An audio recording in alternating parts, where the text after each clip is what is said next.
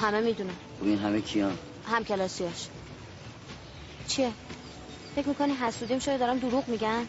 بیا این آدرس و اسم و فامیل اونی که بهش مواد میده.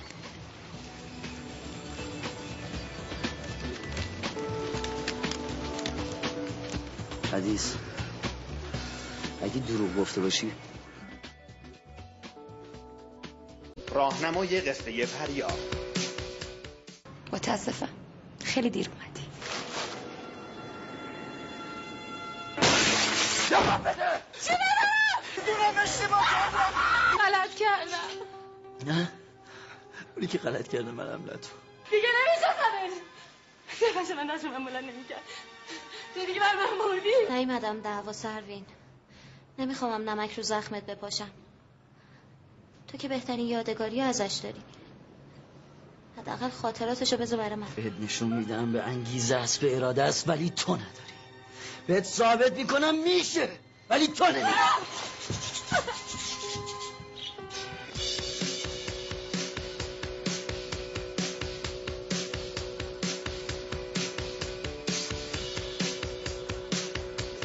فریدون جیرانی هرچند نزدیک به 1 سال و 8 هفته است که نامش به عنوان تهیه کننده و مجری برنامه 7 با این برنامه گره خورده، اما سینما دوستان طی 3 دهه گذشته او را به عنوان محقق، مورخ، سردبیر و فیلمنامه نویس و کارگردان سینما میشناسند.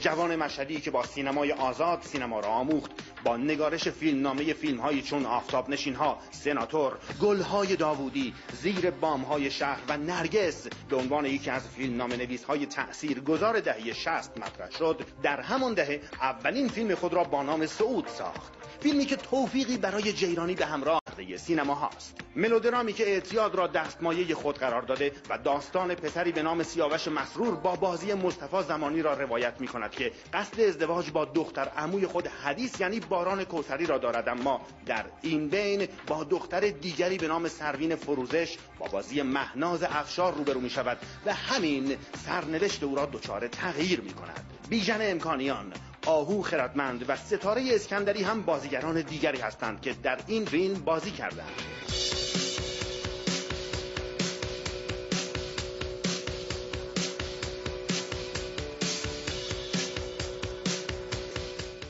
قصه پریا که از فردا وارد 3مین هفته اکران خود می شود تاکنون توانسته روزانه چیزی معادل 8 میلیون تومان فروش داشته باشد. این فیلم 23 سالن سینما در تهران دارد و هنوز در شهرستانها روی پرده نرفته است.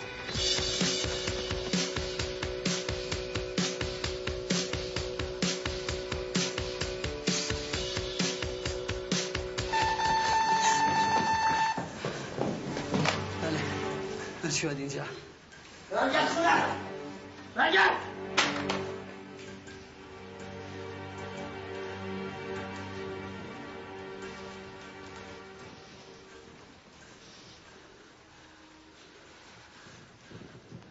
میخوام برم دیگه، نمیتونم باید زندگی کنم.